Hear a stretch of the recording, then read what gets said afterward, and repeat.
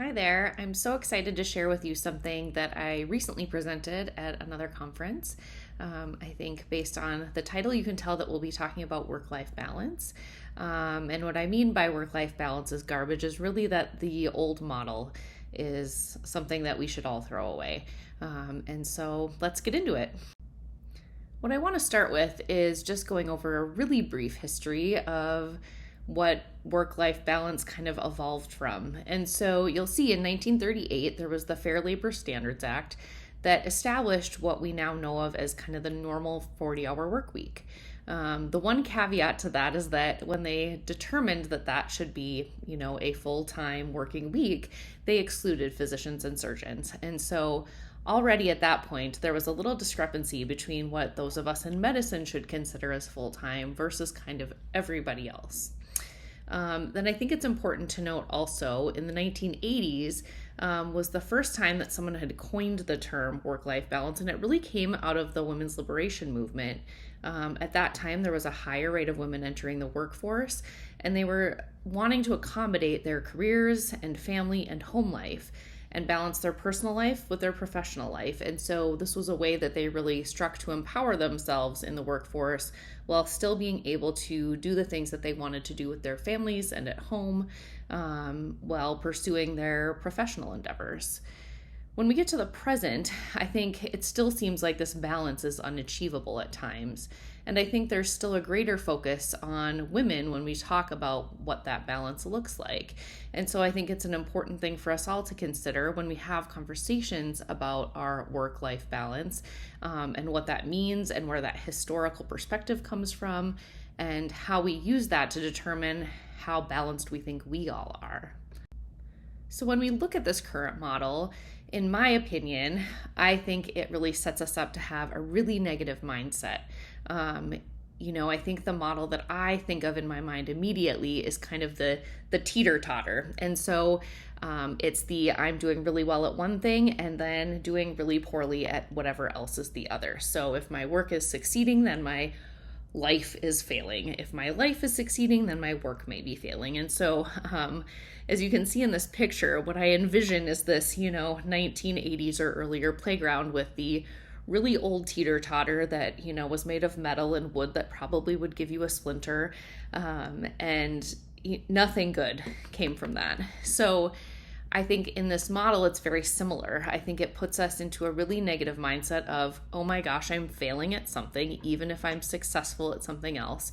And given the way that our brains work, as we've talked about in some of our earlier content, we realize that our brain is very focused on that negative because of the protective mechanisms that we have. And so it becomes very easy to feel like, gosh, I just fail at everything, even if we're being really successful in some of the areas of our life. And when we have that more failure mindset, I think it spirals itself into thinking that we really aren't doing well at anything. I think it also forces us to compare ourselves to others. And what I would challenge you to think about as we work through this new model that I'm going to propose to you today, I think what it shows us is that balance is really different for everybody, and it's really different for you at different stages in your life. What your balance looks like today is not what your balance looked like 5 years ago and isn't what it will probably look like 10 years from now. And so when we get into that comparison mindset, I think, as the old saying goes, comparison is the thief of joy. And so I think it robs us of being able to feel really great about our accomplishments and robs us of the joy of our being in the present and just really embracing what balance looks like to us. So with a new model that we'll chat about here very soon, what I want to offer you is something that allows you to connect to yourself, that allows you to connect to the present in your current life and situations and things that you're really passionate about and that you want to prioritize. And also that allows you to connect with the energy of the earth and the elements, because that is really where this model evolved from. The idea that I had really came from looking at, okay, what are the things that really do balance themselves well? And for me, when I look outside, I see nature. All of the different ecosystems that are thriving each day, they all withstand different challenges. They all have to deal with different climates and things that happen to them, whether it be rain or storms or snow or desert heat, and they evolve and work over time to become really balanced. And so how can we take that and apply it to our own life? And so you'll see as we work through our model, we're going to adapt kind of each of the main elements. We think of our air element, our earth element, our water element, and our fire element. How can we use those as a framework for ourselves to think about what our balance looks like? So this picture here, this is what I want you to envision when you see your new work-life balance model, and what I like to think of as the work-life ecosystem, because really your work is a part of your life and it's okay to feel excited and passionate about that. I think we all go into medicine because we have a passion for whether it be serving people or being really involved in scientific endeavors or a mixture of a lot of different reasons. And you know what? That's okay. It's okay to be excited about that. It's okay to have goals and to have your work be a part of your priorities. And so instead of envisioning the terrible playground of torture from way back when, I want you to envision something that looks really peaceful and really balanced, and that is a system that really works well for you, because we're all unique and we each will have our own type of balance. Okay, so let's get into this new model. What I first want you to think about is yourself as kind of the center of this ecosystem. It can be as a plant or a tree or something that is really centered in the earth. And what I want you to think about as you envision yourself as this plant or tree or some sort of object, I want you to think of something that's growing, because we're all constantly evolving and growing. And what I want you to think about is, if you're growing, I want your branches or your stems or whatever is coming out of the earth to really be what you think of as your priorities, your goals, your things that really matter to you, that you're really passionate about, things you want to achieve. This is, if you've ever done your top priorities, these are going to be the things that really matter to you. And then I want you to think about what part of you is grounding you into the earth. That is going to be what makes you you. So those are your core values, the things that really matter to you as a person. What grounds you in yourself, in your authentic being. And that is what is going to center you in the middle of this new ecosystem.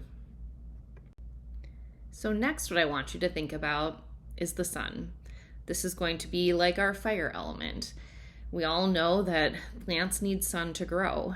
And for us to grow, we need support and processes and things that can help us grow and achieve our goals and stay true to those priorities that we just talked about. So when you think about the sun, I want you to think about the things that really empower you, that support you. They may be people, they may be processes, they may be groups, they may be communities. It can be a variety of things. It could be things that you've established yourself of, this is a practice that I use that really helps me to achieve my goals. This is something, that I have utilized that has really helped me. These are people I go to when I need support. And these are the people who are constantly cheering me on and who will do what they can to help me achieve my goals and to stay true to those priorities and to stay true to who I am in myself. They are not the people who are going to challenge my boundaries and go against things. That will be where we go to next. Okay, so we're now to our wind element. This is where we explore those things that challenge us. The storms that we've had in our life, whether it be in the past or the present, or things that we anticipate being really big roadblocks in the future. Here are the things that may have tried to break us in the past, and it's important to honor those things because they provided us with really important lessons. Maybe lessons in us realizing where we needed to set firm boundaries. Maybe lessons in, this person, place, or thing maybe isn't good for me and I need to avoid that in the future. Your wind or storms are going to be the things that prevent you from achieving your goals, or who challenge you in ways that keep you from being able to be true to yourself, or keep you from achieving those goals or be honoring those priorities that you have in place. And so here it's really important to think about, again, they can be people, processes, groups, things. There's really no limit here. But I think once you really look at it, one thing that is a common occurrence for people when they start to explore this area is to realize that often some of the roadblocks we have, or the challenges we have, or the things that may prevent us from achieving our goals are within our own mind. And so it's important to reflect on that as well. How do our thoughts serve us? Are there thoughts or beliefs that we have that are keeping us from really being true to ourselves, or to being able to achieve those goals, or honoring those priorities that we really have? And it's important to be honest with yourself here, because this is really normal. It's really normal for us to have that fear-based mind that keeps us from maybe taking the big leap, or from putting ourselves out there in a way that feels really uncomfortable because it's scary. And so as you look at the external forces that could have hurt you in the past, or may have prevent you in the past or presently from achieving those goals that you have, it's important to also think about how may that still be playing out in your mind today, looking both internally and externally. When we do think about those things, this is a place where we may want to exercise better boundaries. And so this can be a great source of looking at, okay, where do I need to put some blocks up? Where do I need to honor things that are important to me, or my priorities or goals? And how do I put those boundaries in place? And how do I continue to keep them in place once I've set them? And so a lot of important exploration here. The last element we'll cover is our water element. And so I think of water as being really nourishing. And it's another vital life force for things to grow. So when I think of the water element and think of things that are really nourishing, what I think about here is an important part of our balance in our ecosystem is, what are the things that really sustain us and nourish us kind of internally? What are those soul healing things that we use? What are the tools that we have in place that keep us grounded and at peace? This could be exercise, this could be good nutrition, this could be spiritual practices, this could be people or things that you have in place that really soothe your soul and keep you grounded and help you to give yourself that real self-care. It could be getting therapy. It could be having coaching. It could be utilizing mentors to really help guide you. And so I think this is really that self-care group of things. What do you utilize in your day-to-day to help you feel grounded and cared for and secure in all of the things that are really important to you, and to you honoring yourself? This is an important part of your balance, and I think equally as important to your goals and your support systems and all of those other things that you can have in place. And so another important thing to consider as we start to put this all together. All right, so we've put together our ecosystem.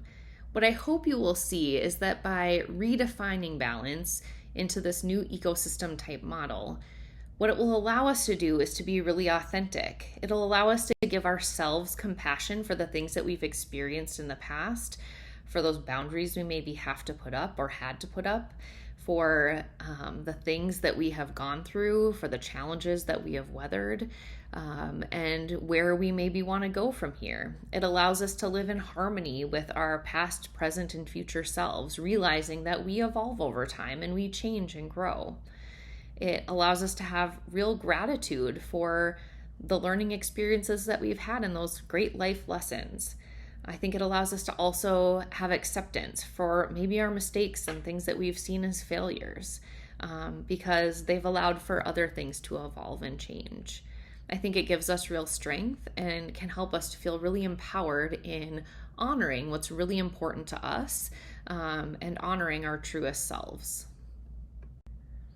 I think the other great gift of looking at our work and life balance or ecosystem in a way like this helps us to realize that everyone's is different and unique and equally beautiful.